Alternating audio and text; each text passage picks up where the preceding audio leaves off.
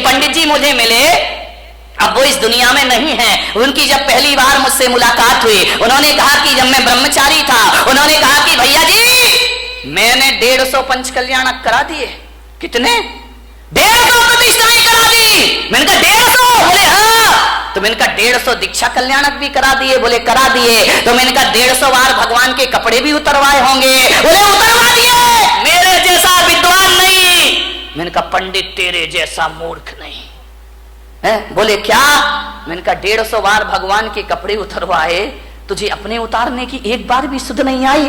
और मैंने कहा पंडित मैंने एक भी प्रतिष्ठा नहीं कराई, लेकिन एक बार देखी और मेरे कपड़े अपने आप उतर जाया करते हैं। विचार करिए, सोच विचार नहीं।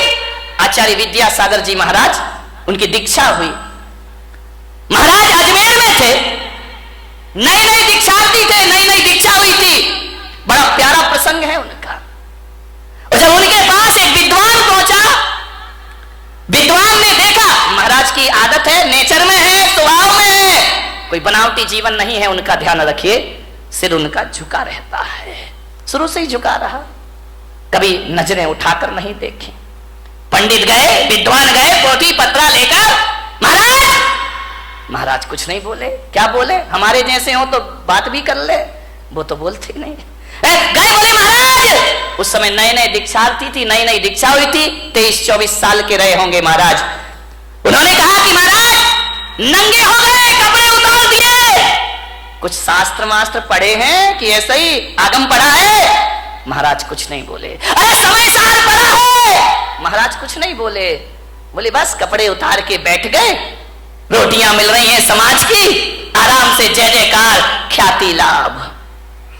समय सार पढ़ाया आपने? जब 3 बार उसने बोला तो महाराज ने कहा अब तो जवाब देना जरूरी, अब बहुत ज्यादा पानी सर से ऊपर हो रहा है। उन्होंने कहा बोलो पंडित जी, क्या बोलना चाहते हो, क्या पूछना चाहते हो? उन्होंने कहा समय सार पढ़ा है। महाराज ने कहा तुमने पढ़ा है? बोले हाँ। बोले कितनी बार? बोले 108 बार। बोले 108 बार समय सार पढ़ लिया? बोले पढ़ लिया। आचार्य से पूछा आपने पढ़ा है? महाराज ने कहा पंडित जी हमने तो 108 बार नहीं पढ़ा है, हमने एक बार पढ़ा और कपड़े उतर गए, और तुम 108 बार पढ़ रहे हो, आज तक कपड़े उतारने की सुध नहीं है, आज तक संन्यास की बात नहीं आ रही। क्या पढ़ा है तुमने? हमने एक बार पढ़ा और जिंदगी बदल गई। तुम जिंदगी भर पढ़ते हो, तुम्हारे जीवन में कोई परिवर्तन नहीं हुआ करता है। ध्यान रखिए, संन्यास झटके में होता है। जिस दिन भाव बने तुरंत फुरंत, प्री प्लान नहीं, आज नहीं। कई हैं लेंगे महाराज बुढ़ापे में दीक्षा ले लेंगे, अभी क्या पढ़ा बाद में ले। एक बच्चा मेरे पास आया, बोले महाराज मैं दीक्षा लेना चाहता हूं, आपके साथ चलूं? मैंने बच्चे को देखा, छोटा सा बच्चा था। बोले आपके साथ चलूं? मैंने कहा पक्का बता? बोले हाँ पक्का, मैं ब्रह्मचारी बनना चाहता हूँ। बाजू में दादाजी खड़े थे 70 साल के। बोले महाराज इसकी बातों में मत आना। मैंने कहा क्यों, क्या हो गया? अरे बोले क्या पागलपन की बात है, ये इतना सा बच्चा कह रहा कि संन्यास लूंगा, दे मत देना महाराज। मैंने कहा क्यों? बोले छोटा है। मैंने कहा दादाजी तुम बड़े हो गए, तुम तो हो गए 70 के, अब तुम चलो।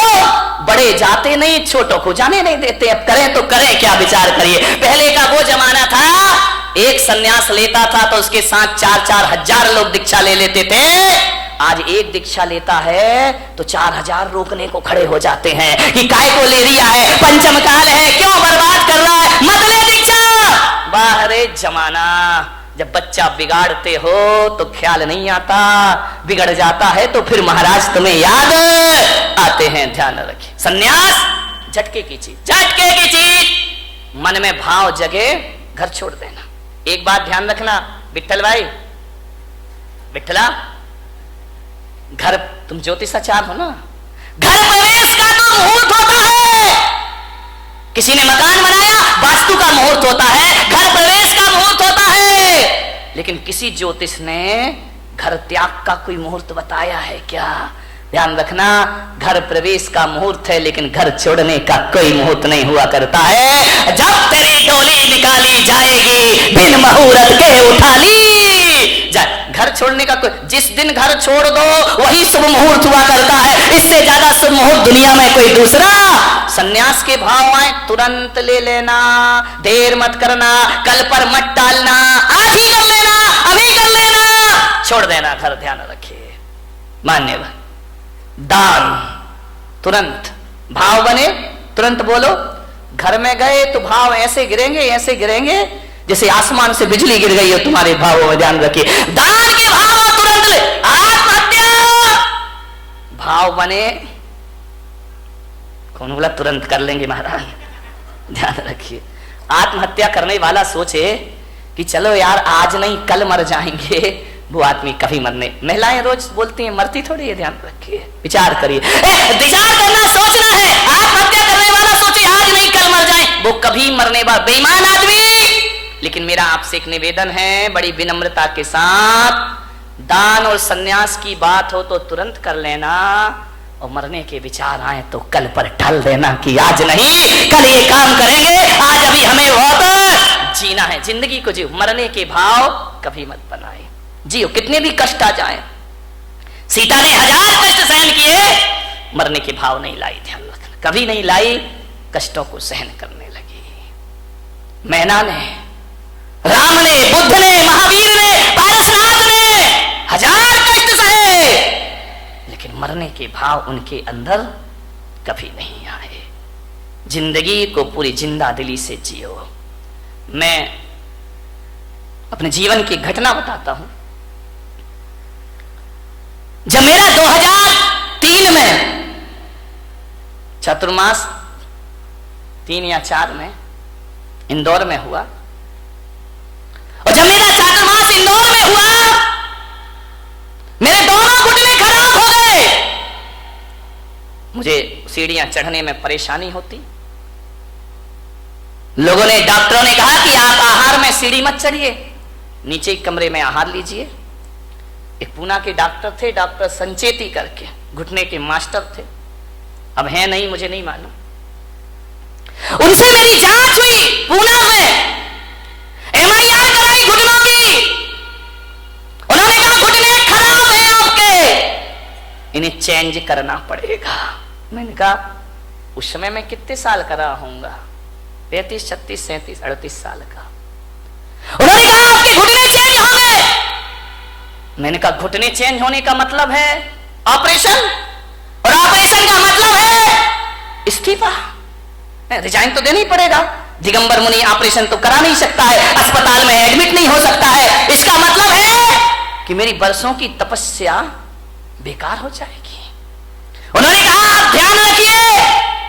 मैंने कहा नहीं कराऊंगा ऑपरेशन तो बोले घुटने हैं, घिसते जाएंगे, घिसते जाएंगे, घिसते जाएंगे, जो घुटने 20 साल चलना है वो 10 साल में खत्म हो जाएंगे, आप चल नहीं पाएंगे। आप आसन लगा के ना बैठे। मान्यवर, जो आप मेरे कमरे में यहाँ पे देखते ना, मैं इस पर बैठा हूं, ये मेरा शौक नहीं है पैर में, इसलिए मुझे इस पर बैठना पड़ता है। बाकी सिंहासनों से हमारा कोई मोह नहीं हुआ करता है, ये समाज की व्यवस्था है। उन्होंने कहा कि पैर मोड़ के नहीं बैठना, तकलीफ होगी आपको। तकलीफ इतनी बढ़ी, इतनी बढ़ी, इतनी बढ़ी, इतनी बढ़ी 2007 तक कि मुझे बिहार करने में दिक्कत होने लगी, पैरों में भयंकर दर्द रहता। मेरा 2007 में सूरत चतुर्मास हुआ, वहां से मैं पावागढ़ के लिए गया, तीर्थ यात्रा करने के लिए। और जैसे ही पावागढ़ पहुंचा, 3500 सीढ़ियां पावागढ़ की, गुजरात में। मैंने कहा इतनी सीढ़ी मैं कैसे चढ़ूंगा। तो मैंने विचार किया कि कल सुबह भक्ति करके, पाठ करके मैं जाऊंगा पावागढ़, नीचे वाली सीढ़ी पे खड़ा होकर उस तीर्थ की वंदना कर लूंगा। मेरे पैरों में इतनी ताकत नहीं है। मैं गया, जैसे गया पहली सीढ़ी चढ़ा, मेरे भीतर से मन ने कहा जब लौटना नीचे ही से है तो 2 सीढ़ी और चढ़ लो, 3 और चढ़ लो, 10 चढ़ लो, जितनी चढ़ सको उतनी चढ़ो, वंदना का पुण्य अपने आप को प्राप्त होगा। मैं धीरे धीरे 10 सीढ़ी, 20 सीढ़ी, 25 सीढ़ी चढ़ा, यहां तक तो मैं चढ़ ही सकता था। मैं चढ़ा, मैंने कहा जहां तक बनेगा मैं चलूंगा। मैं गया, मैंने क्या देखा, एक छोटी सी बच्ची हाथ में चावल लिए, 5-6 साल की बालिका होगी, वो मेरे आगे आगे चल रही। मैं खड़ा हो गया। बच्ची ने कहा आओ महाराज, रुक क्यों गए। मैंने कहा बेटा मैं नहीं चढ़ पाऊंगा ये पहाड़। अरे बोले हाँ महाराज कोई दिक्कत नहीं है, मैं चल रही हूं ना। छोटी सी बच्ची तुतलाते हुए बोली मेरे पीछे पीछे आओ। मैंने कहा वाह रे, सारी दुनिया मेरे पीछे चलती है, ये बच्ची कह रही मेरे पीछे पीछे आओ। मैंने कहा चल बेटा मैं चलता हूं। चलते गए, बोले हाँ महाराज आओ। बच्ची हाँ खेलते खेलते सीढ़ियां चढ़ती गई मेरे पीछे, मैं उसके पीछे पीछे चला गया। जैसे ही गया मेरे मन ने कहा कि बच्ची क्यों नहीं घबरा रही है 3500 सीढ़ियों से, मैं क्यों घबरा रहा हूं 3500 सीढ़ियों से। मैंने सोचा, चिंतन करते रहा चढ़ते चढ़ते। मैंने कहा मैं क्यों भयभीत हूं और ये क्यों भयभीत नहीं है। मैंने कहा शायद मैं इसलिए डर रहा हूं कि मुझे मालूम है 3500 सीढ़ियां चढ़ना है, और इस बच्ची को नहीं मालूम है कितनी सीढ़ियां चढ़ना है। ये जो भय है, ये डर है, मेरी सोच का डर है, मेरे शरीर का डर नहीं है। मैंने कहा ये बच्ची है, ये नहीं सोच रही कि अज्ञात भय नहीं है इसको, आगे क्या होगा। ये बच्ची नहीं जानती है, वर्तमान में जीती है, ये चढ़ने का आनंद ले रही है, इसे नहीं मालूम पहाड़ कितने ऊंचे हैं। मैंने कहा चलो, जब एक 5 साल की बच्ची चल सकती है तो मैं क्यों नहीं चल सकता हूं, मैं भी चढ़ूंगा। लेते गई और बच्ची, महाराज आइए पधारिए। छोटी सी बच्ची, मैंने माँ बाप से कहा इसे गोद में ले लो, बोली नहीं मैं पैदल चलूंगी, महाराज पैदल चल रहे हैं। 5 साल की बच्ची, मैं भी पैदल चलूंगी। अरे मैंने कहा बच्ची तू मुझे देख के पैदल चल रही है और मैं तुझे देख के पैदल चल रहा हूं, आप दोनों एक दूसरे को देख चलते गए। चल, आपको विश्वास नहीं होगा, 2 घंटे में मैंने और बच्ची ने 3500 सीढ़ियां चढ़ ली उन पहाड़ की। ध्यान रखिए, जो कभी 2nd फ्लोर में आहार में जाना नहीं चाहता था, 3500 सीढ़ियां चढ़ी। किससे चढ़ी मेरे भाई? ना कोई मंत्र, ना कोई ताकत, ना कोई शक्ति, हौसले बुलंद रखिए। मैं वहां पर चढ़ा शाम के वक्त, रात्रि विश्राम वहीं हुआ और सुबह ऐसे उतर के आ गया। वो दिन है और आज का दिन है, मेरे घुटनों का दर्द कहां है मुझे पता ही नहीं है। मेरे कोई दर्द नहीं है। ये बात अलग है कि दोनों हड्डियों के बीच का गैप कम हो गया, लेकिन आज भी भाई साहब मैं अपने हौसलों के दम पर 20-30 किलोमीटर भी चलने की ताकत अपने अंदर रखा करता हूं। किससे जी जाती है जिंदगी? हौसलों से जी जाती है। ध्यान रखना, पंखों से उड़ान नहीं होती है, परिंदा हौसलों से आकाश उड़ा करता है। ध्यान, हौसले बुलंद रखिए, नर्वस मत होइए अपनी जिंदगी में। कितना भी कुछ लुट जाए, कितना भी कुछ चला जाए, हौसले बुलंद रखिए। गुजरात के भूकंप में 8-8 दिन के बाद दबे हैं लोग, तो भी जिंदा निकल आते हैं। ध्यान रखिए, जो जिंदा निकल आते हैं वो फिर से अपनी दुनिया बसा लिया करते हैं। मेरे भाई, एडमंड हिलेरी का नाम सुना होगा।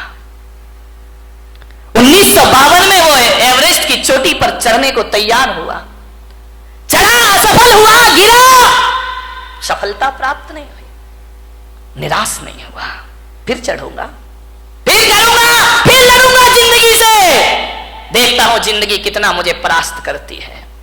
एक जगह लंदन में किसी सभा में उन्हें आमंत्रित किया गया, दीप प्रज्वलन उनसे कराया गया।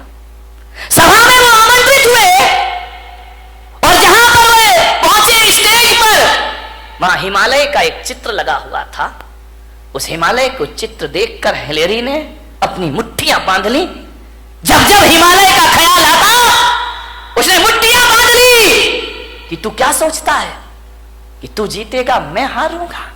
नहीं, देखना, एक बात याद रख हिमालय पर्वत, एक बात याद रखना,